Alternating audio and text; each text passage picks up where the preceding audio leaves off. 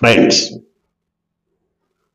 తెలుగువాడి గొప్పతనం, తెలుగు వాళ్ళ కీర్తి ప్రతిష్టలు ప్రపంచవ్యాప్తంగా ఇనుమడించినప్పుడు తప్పకుండా వాటిని గురించి ప్రస్తావించాలి, మాట్లాడుకోవాలి. ఒక తెలుగు సినిమా ప్రపంచవ్యాప్తంగా 80 దేశాల్లో విడుదలై సరికొత్త రికార్డును సృష్టించి చరిత్రను తిరగరాసి కొత్త ఇతిహాసానికి నాంది పలికింది అన్నప్పుడు తప్పకుండా దాని గురించి ప్రస్తావించాలి, మాట్లాడుకోవాలి.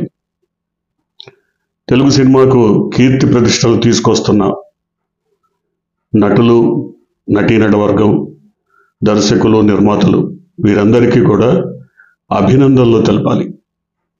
కానీ ఏ ప్రయత్నం జరిగినా, ఇలాంటి ఏ ప్రయోగం జరిగినా వీటి చుట్టూ రాజకీయాలు ముసురుకోవడం సర్వసాధారణం. ముసురుకోకపోతే అది గొప్ప వింతగా చెప్పుకోవాలి, కానీ రాజకీయాలు ముసురుకుంటే వింత కానే కాదు. ఎందుకనంటే ఈ సినిమా పుష్ప 2, పుష్ప 2వ భాగం. ఈ సినిమాకు సంబంధించి ఇప్పుడు దేశవ్యాప్తంగా చర్చ జరుగుతోంది, రాజకీయ వర్గాల్లో కూడా చర్చ జరుగుతోంది, తెర వెనుక రాజకీయ ప్రస్తావనలు కూడా ఉన్నాయి. ఎందుకు ఈ మాట చెప్పాలంటే, ఒక నటుడు ద్విగుణీకృత ఉత్సాహంతో అందనంత ఎత్తుకు ఆకాశమే హద్దుగా ఎదుగుతున్నప్పుడు అతని చుట్టూ ఉన్నటువంటి అనేక కలుపు మొక్కలు, పిలక మొక్కలు ఇవన్నీ కూడా అసూయపడటం, ఈర్ష్యపడటం, ఆవేశపడటం ఇవన్నీ సహజం. అవి జరుగుతున్నాయి. నిజానికి అల్లు అరవింద్ కుమారుడు అల్లు అర్జున్, అతను చాలా స్వల్పకాలంలోనే ప్రేక్షకుల హృదయాలను కొల్లగొట్టి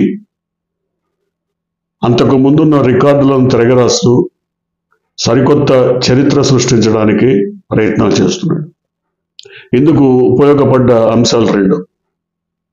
ఒకటి, అతని వినయం, విధేయత, సంస్కారం, సభ్యత. ఇవన్నీ కూడా జనరల్గా తల్లి నుంచి వస్తాయి. సంస్కారం, సభ్యత నేర్పిన తల్లికి నిజంగా వందనం చెప్పాలి. కానీ వీటన్నిటినీ కోల్పోయిన వాళ్ళు కూడా తెర మీద కనిపిస్తారు, వాళ్ళ మాటలు వినిపిస్తాయి.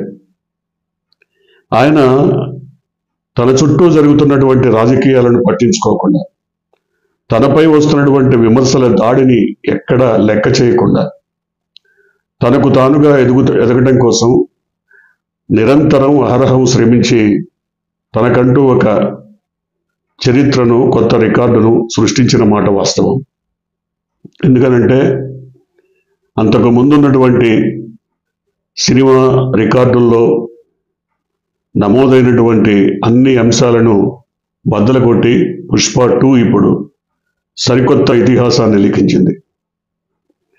మనం అనుకుంటాం తెలుగు సినిమా తెలుగు తెరకో లేదా దక్షిణ భారతావనికి పరిమితమని. కానీ అల్లు అర్జున్ సినిమా మొత్తం భారతదేశమే కాదు, 80 దేశాల్లో ఒకే రోజున రిలీజ్ అయి 12,000 కాపీలు, 55,000 షోలు ఒకే రోజు తెర మీద కనపడ్డాయి. ఇది ఒక రికార్డు. ఈ రికార్డు ఇంతకుముందు ఎవరూ చేయలేదు. ఇప్పుడు ఈ పుష్ప 2 అనే సినిమా ఈ రికార్డును బద్దలు కొట్టింది.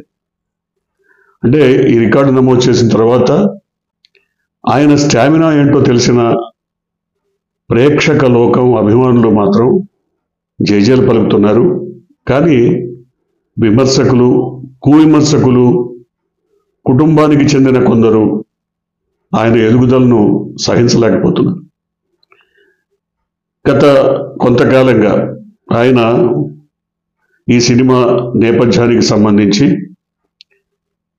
అనేక రకాల విషయాలు బయటకు వస్తున్నప్పుడు అనేక విమర్శలను చేస్తూ ఒక కుటుంబం ఆయన దగ్గరి సంబంధికులే అనేక రకాల వింత పోస్టులు, విమర్శలతో కూడిన పోస్టులు పెట్టి ఆయన ఇమేజ్ని దెబ్బతీయటానికి, ఆ సినిమా ప్రతిష్టను దెబ్బతీయడానికి ప్రయత్నాలు జరిగాయి. ఒక దశలో అయితే మెగా కుటుంబానికి సారీ చెప్పాలి, కాళ్ళు గడగాలి, నెత్తిన చల్లుకోవాలి లాంటి వ్యాఖ్యలు కూడా కొంతమంది ప్రజాప్రతినిధులే, ఎమ్మెల్యేలే చేశారు. వాళ్ళంతా ఎవరో, వారి పేర్లేంటో తెలుగు ప్రజలందరికీ తెలుసు కాబట్టి సరికొత్తగా పరిచయం చేయాల్సిన పని లేదు. కానీ ఇలాంటి అనేక రకాల అవరోధాలను అధిగమించి తన సత్తా చాటడానికి నిరంతరం శ్రమించిన అల్లు అర్జున్ కృషి మాత్రం అభినందనీయం. తప్పకుండా ఆ కృషికి తగిన ఫలితం వచ్చిందని చెప్పుకోవాలి. దాదాపుగా 450 నుంచి 500 కోట్ల రూపాయల నిర్మాణ వ్యయంతో మైత్రి మూవీ మేకర్స్ ఈ సినిమాని నిర్మించారని చెప్తున్నారు. ఇప్పటికే ఈ సినిమాకు సంబంధించి అన్ని రకాల హక్కులు, అంటే ఓటీటీ కానీ, మిగతా ఆడియో హక్కులు కానీ, మిగతా హక్కులు కానీ అన్ని, లేదా ఇతరత్ర అమ్మకాలు కానీ, డిస్ట్రిబ్యూటర్స్ ద్వారా వచ్చింది కానీ చూస్తే 1060 కోట్ల వ్యాపారం జరిగిందని చెప్తున్నారు. అంటే ఇది చిన్న విషయం కాదు. ఒక సినిమా ప్రదర్శన జరిగే నాటికి 1060 కోట్ల బిజినెస్ జరగటం చరిత్రలో ఎప్పుడు జరగని విషయం, ఎప్పుడు చూడని విషయం. చాలా కీలకమైనటువంటి అంశం కూడా. అయితే ఈ సినిమాకు సంబంధించి ఇంతగా ఎందుకు ప్రస్తావించాల్సి వచ్చింది, ఇంతగా ఎందుకు మాట్లాడుకోవాల్సి వచ్చిందంటే రాజకీయాలే. రాజకీయాలు ఎంత దాకా పోయినాయంటే ఆయన సమీప బంధువులైనటువంటి మెగా కాంపౌండ్కి సంబంధించిన నటులు కానీ, నిర్మాతలు కానీ, వారందరూ కూడా సినిమా ఇండస్ట్రీలో ఎక్కడ ఏం జరిగినా తమ ప్రస్తావన లేకుండా, తమ భజన లేకుండా, ఎక్కడ ఏం జరిగినా తట్టుకోలేనటువంటి పరిస్థితి కనబడుతోందని ఇవాళ మెయిన్ స్ట్రీమ్ మీడియా కాదు, అనేక యూట్యూబ్ ఛానల్స్లో రకరకాల కథనాలు వచ్చాయి. వాటన్నిటినీ పరిశీలించినప్పుడు ఆ కాంపౌండ్ ఎంతగా కక్ష కట్టిందనాలా, లేదా కసి తీర్చుకోవాలని ప్రయత్నించిందనాలా, లేదా ఏదైనా కావచ్చు. కానీ వాటన్నిటికీ ధీటైన జవాబు చెప్పిన అల్లు అర్జున్ మాత్రం ఎక్కడా స్పందించకపోవడమే గొప్పతనం. వీటన్నిటినీ పట్టించుకోలేదు, అసలు చూడనట్టు, చూసినా తనకు సంబంధం లేనట్టు వ్యవహరించడమే గొప్పతనం. లేకుంటే ఆయన ఈ వివాదాల ఉచ్చులో కనుక దిగబడి ఉంటే, ఈ వివాదాల ఉచ్చులో కూరుకుపోయి ఉంటే ఇంత గొప్ప విజయం సాధించేవారు కాదని ఇప్పుడు సినీ పరిశీలకులు చెప్తున్నారు. ఎక్కడ తమ ప్రమేయం లేకుండా, తమ ప్రస్తావన లేకుండా ఇంతగా ఎదిగిపోవడాన్ని సహించలేకపోవడం వెనక మరొక్క బలమైన కారణం, అది రాజకీయపరమైనదే కనబడుతుంది. ముఖ్యంగా బీజేపీ, కేంద్రంలో ఉన్నటువంటి బీజేపీ అనేక మంది ప్రజల్ని ప్రభావితం చేసే వ్యక్తులను, శక్తులను చేరదీస్తోంది. అంటే బీజేపీకి మాస్ పుల్లింగ్ లీడర్స్ కావాలి, మాస్ని మొబిలైజ్ చేయగల వ్యక్తులు కావాలి, శక్తులు కావాలి. అందుకని రాష్ట్రంలో, ఆంధ్రప్రదేశ్లో ఒక నటుడిని ఇప్పటికే చేరదీసి ముఖ్యమంత్రి స్థాయికి ఎదిగినట్టుగా చేశారు. కానీ వారి దృష్టి ఇప్పుడు మళ్ళిందని చెప్తున్నారు. వారి దృష్టి ఇప్పుడు మళ్ళింది. ఎందుకంటే ఈ పుష్ప చిత్ర ప్రచారం కోసం దాదాపుగా దేశంలోని వివిధ రాష్ట్రాల్లో 5 మెగా షోలు జరిపారు అల్లు అర్జున్. పాట్నాలో జరిగినటువంటి, ఎక్కడో బీహార్ పాట్నాలో జరిగినటువంటి షోలో 7.5 లక్షల మంది ప్రేక్షకులు వచ్చారు. ఒక గ్రౌండ్ సక్సెస్ అయింది అని తెలిసిన తర్వాత బీజేపీ చూపు ఇటు మళ్ళింది. ఆయన జరిపిన 5 షోలు కూడా అద్భుతంగా సక్సెస్ అయ్యాయి. లక్షలాది మంది మరి ప్రజలను రప్పించగలిగాయి. వాళ్ళకి ఏమీ లారీలు పెట్టో, లేకపోతే భోజన ప్యాకెట్లు ఇచ్చో, సారా ప్యాకెట్లు ఇచ్చో పిలిస్తే వచ్చిన వాళ్ళు కాదు. వాళ్ళంతా ఆ సినిమా ప్రభావానికి లోనై, ఆ హీరో ప్రభావానికి లోనై, లేదా ఆ ఇతివృత్తానికి మరి దగ్గరై వచ్చిన వాళ్ళు. కాబట్టి ఇంత ప్రభావం చూపినటువంటి వ్యక్తిని తమ వైపు తిప్పుకుంటే, మరల్చుకుంటే, ఒక క్రౌడ్ పుల్లర్గా, ఒక మాస్ పబ్లిక్ పుల్లర్గా అతను ఉపయోగపడతాడు. అలాగే బీజేపీ ఎత్తుగడలు, వ్యూహాలన్నీ కూడా ఇలాగే కొనసాగుతున్నాయి. ఈ ఈ పరిణామం చూసిన తర్వాత ఇతన్ని గురించి, ఈ హీరోని గురించి మరి హోంమంత్రి, కేంద్ర హోంమంత్రి మరికొందరు ఎవరితను, ఎక్కడి నుంచి వచ్చారు, ఇతనికి ఉన్నటువంటి బ్యాక్గ్రౌండ్ ఏంటని ఆరా తీసినట్టుగా కనబడుతోంది. అది కూడా ఆంధ్రప్రదేశ్ డిప్యూటీ ముఖ్యమంత్రితోనే తెలుసుకున్నట్టుగా కనబడుతుంది. సో అక్కడే బీజం పడింది. ఈ రిఫ్ట్కి, ఈ మొత్తం ఈ వీరి మధ్య అగాధం ఏర్పడటానికి అక్కడే బీజం పడింది.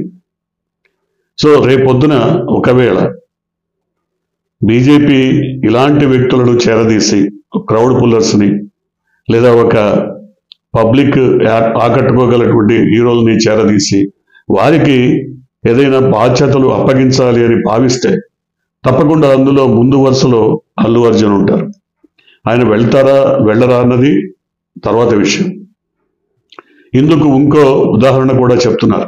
రాజకీయాల గురించి మాట్లాడాలంటే ఆయన తనకు అత్యంత సన్నిహిత స్నేహితుడైన శిల్పా రెడ్డి, ఆయన కోసం నంద్యాల వెళ్ళారు. కేవలం పలకరించి అభినందనలు చెప్పి రావడానికి. ఆయన ఎన్నికల్లో పోటీ చేస్తున్నారు వైఎస్ఆర్సీపీ తరఫున. అందువల్ల ఆ శిల్పా కుటుంబానికి చెందినటువంటి యువకుడిని అభినందించి రావడానికి అక్కడ ప్రచారం చేయలేదు, మాట్లాడలేదు. కనీసం ఈ పార్టీని గెలిపించండి అన్న ఒక పబ్లిసిటీ స్టంట్గా ఆయన చెప్పలేదు. ఆయన కేవలం చెయ్యూపితేనే నంద్యాలలో వేలాది మంది జనం పోగయ్యారు. అంటే అంత మాస్, అంత క్రౌడ్ పుల్లర్గా ఆయన మారిపోయారు. కానీ ఇంతకు ముందు జుట్టెగరేసి, మెడగొక్కొని, కాలు బీక్కొని, చొక్కాలు గుంజుకొని మరి జనం ముందు ఇన్ని స్టంట్లు చేసినా, ఎన్ని చేసినా రానటువంటి జనం కేవలం ఒక వ్యక్తిగా, సాధారణమైనటువంటి వ్యక్తిగా, ఏ రకమైనటువంటి హంగులు ఆర్భాటం లేకుండా ఒక చలనచిత్ర నటుడిగా సాధారణమైన భాషతో, హావభావాలతో అల్లు అర్జున్ ప్రేక్షకులను ఇంతగా ఆకట్టుకోవటం, ప్రజల్ని ఇంతగా మెస్పరైజ్ చేయటం, వీటన్నిటి వెనుక ఆయనలో మనం ముందుగా చెప్పుకున్నట్టు అణుకువ, అహంభావం లేకపోవటం, గ్రౌండ్ టు ఎర్త్ అంటే ఒక నేలబారు మనిషిగా నిలబడటం, అంతేకాకుండా వినయం, విధేయత, సభ్యత, సంస్కారం ఇవన్నీ ఆయనలో కనబడుతున్నాయనేది ప్రత్యక్ష సాక్షులు, అంటే ఆయన చుట్టూ ఉన్నటువంటి, ఆయనకు దగ్గరగా ఉన్నటువంటి వాళ్ళు చెప్తున్నటువంటి విషయాలు. ఇప్పుడు మనం చెప్పుకున్నాం, దాదాపుగా 80 దేశాల్లో మరి 12,000 థియేటర్లలో ఒకేసారి రిలీజ్ అయినటువంటి ఈ సినిమాకు సంబంధించి దీంట్లో మంచి చెడులు ఉండొచ్చు, లేదా కథపరంగా అద్భుతాలు సృష్టించి ఉండొచ్చు, నటన పరంగా లేదా ఒక నభూతో భవిష్యత్ లాంటి నటన కనిపించి ఉండొచ్చు, లేదా సన్నివేశాలు అద్భుతంగా ఉండొచ్చు, దీనికి మాటలు, పాటలు ఇవన్నీ కూడా తోడై ఉండొచ్చు. కానీ వాటన్నిటినీ గురించి మనం చర్చించాలనుకోవట్లేదు. ఎందుకంటే సినిమా పరిభాష, సినిమా వ్యవహారాలు, సినిమాకి సంబంధించిన రివ్యూలు అవన్నీ భిన్నంగా ఉంటాయి. కానీ మనం కేవలం ఈ సినిమా తర్వాత ఏం జరగబోతోంది, ఈ సినిమా ద్వారా రాజకీయ ప్రభావాలు ఏమైనా ఉన్నాయా, ఈ సినిమాకి అనుగుణంగా రాజకీయంగా మార్పులు, చేర్పులు ఏవైనా జరిగేటువంటి అవకాశం ఉందా, వీటి గురించే మనం మాట్లాడుకుంటే తప్పకుండా తెలుగునాట గతంలో జరిగినటువంటి అనేక రకాల సంఘటనలు చూసిన తర్వాత, ఉదాహరణకి జూనియర్ ఎన్టీఆర్ను మరి అమిత్ షా వచ్చి నేరుగా కలిశారు. అంటే RRR సినిమా ప్రభావం చూసిన తర్వాత అప్పటికి అదే పెద్ద రికార్డు కాబట్టి ఆ రికార్డును చూసి అతను ఒక క్రౌడ్ పుల్లర్గా ఉపయోగపడతాడని భావించి అమిత్ షా కలిసి ఉండొచ్చు. ఇప్పుడు ఏదో సలార్ లేదా త్రిబులార్ లేదా బాహుబలి లేదా ఈ దేవర ఇట్లాంటి సినిమాలన్నింటినీ మించి ఒక్క మొదటి రోజునే దాదాపు 294 కోట్ల రూపాయలు వసూలు చేసినట్టు మైత్రి మూవీ మేకర్స్ వాళ్ళే చెప్తున్నారు. ఒక్క రోజునే 294 కోట్లు అంటే దాదాపు 300 కోట్లు గ్రాస్ మరి ఆదాయాన్ని కొల్లగొట్టింది. అంటే ఈ చిత్రానికి సంబంధించినటువంటి విషయాలు తప్పకుండా రాజకీయ నాయకుల దృష్టిని ఆకర్షించే మాట వాస్తవం, ఆకర్షించిన మాట కూడా వాస్తవం. సో అందువల్ల ఖచ్చితంగా బీజేపీ నుంచి కానీ, కాంగ్రెస్ నుంచి కానీ, వైఎస్ఆర్సీపీ నుంచి కానీ ఖచ్చితంగా ఆయనకి ఆహ్వానాలు ఉంటాయి. ఆయన సహాయ సహకారాలు కోరడం జరుగుతుంది. ఆయన గనక నిజంగా రాజకీయంగా ఎటువైపైనా మొగ్గు చూపాలి అనుకుంటే, మొగ్గు చూపితే తప్పకుండా ఆ ప్రభావం ఆంధ్రప్రదేశ్ రాజకీయాలపైన ఉండేటువంటి అవకాశం కనబడుతోంది. ముఖ్యంగా ఇలాంటి క్రౌడ్ పుల్లర్స్ని, సినిమా నటుల్ని ప్రజల్ని ఆకర్షించడానికి కాకుండా రాజకీయ వారసులుగా తీర్చిదిద్దడానికి పార్టీలన్నీ ప్రయత్నిస్తున్నాయి. పార్టీల్లో ఇలాంటి క్రౌడ్ పుల్లర్స్ అవసరం ఎంతైనా ఉందని గుర్తించాయి. అయితే సినిమాలకు సంబంధం లేకుండా రాజకీయాలని రాజకీయాలుగా మాట్లాడగలిగే శక్తి, సత్తా వీరికి అబ్బితే మాత్రం తప్పకుండా రాజకీయాలని కూడా ప్రభావితం చేసేటువంటి అవకాశం ఎంతైనా ఉందని పరిశీలకులు చెప్తున్నారు. చూద్దాం ఏం జరగబోతుందో.